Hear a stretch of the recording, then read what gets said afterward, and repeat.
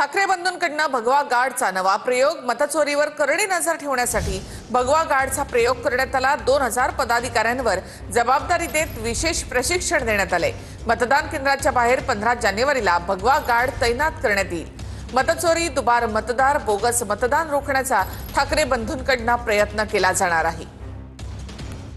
आणि हे दुबार मतदार आहेत, त्यांना ठोकण्याचा कार्यक्रम सकाळी 7 वाजल्यापासून सुरू होईल. आम्ही एक आमचं पथक तयार केलेलं आहे. आम्ही दोन्ही पक्षांनी एकत्र येऊन अशा प्रकारे आमचं एक भरारी पथक तयार केलेलं आहे. दुबारा मतदार दिसला की त्या पथकाला कळवायचं, विभाग वाईज, आणि मग ते येऊन त्याचा कार्यक्रम कार्यक्रम करणार. अरे कसला कायदा आणि सुव्यवस्था? दुबारा बोगस मतदान हा काय कायदा सुव्यवस्थेत बसतं का? भारतीय जनता पक्ष, शिंदेच्या लोकांनी बोगस मतदार जे आणले आहेत ते कोणत्या कायद्यामध्ये बसतं सांगा ना. जे कायद्यात बसत नाही त्याला ठोकणं हे कायदेशीर आहे. आता तरी भगव्याकडे येण्याचा त्यांचा हा केविलवाना प्रयत्न आहे.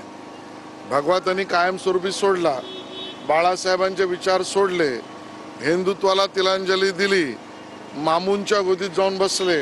आता निवडणुकीच्या दिवशी भगवा काहीतरी ब्रिगेड निर्माण करायचं, याचा अर्थ स्वतःला फसवलंय कसं याची जाहीर कबुली देण्यासाठी